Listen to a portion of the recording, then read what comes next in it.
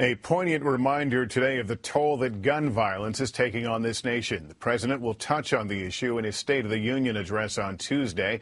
And today, the First Lady was among those who gathered in Chicago to say goodbye to Hadiya Pendleton, the teenager who was killed in a random shooting just a week after performing at the president's inauguration.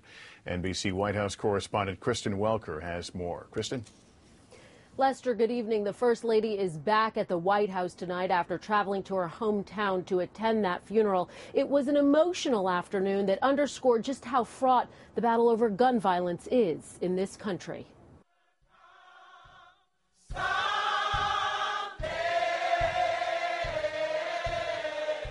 In Chicago, a day of mourning for 15-year-old Hadiya Pendleton. Your angel has become the face and the tragic reality of this epidemic of gun violence. First Lady Michelle Obama was there to comfort a community still in shock and a mother in the grips of grief. No mother, no father should ever have to experience this. Pendleton, a majorette, I'm Hadiya, year 2015. Performed in events surrounding the president's inauguration and was shot to death just a few days later. And while there were remembrances today, On that day, the last thing I saw before they put her in the ambulance was her smiling. And from heaven above, I know that each day she's smiling down on all of us. there were also demands for action. We can put a man on the moon, but we can't come together to figure this situation out.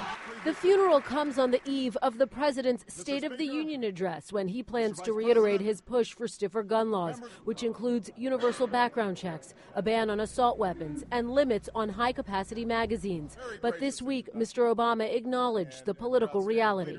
There are regional differences here, and we should respect those. Political analysts say the measures will be hard to get through Congress. And that's just not because of Republican opposition to it. There are many Democrats up in swing states where gun rights are quite important and are seen as part of the culture. But on Chicago's South Side today, young voices called on adults to do something. We have to stop the violence.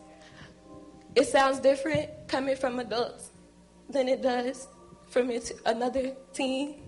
And I say to you, we have to stop it now.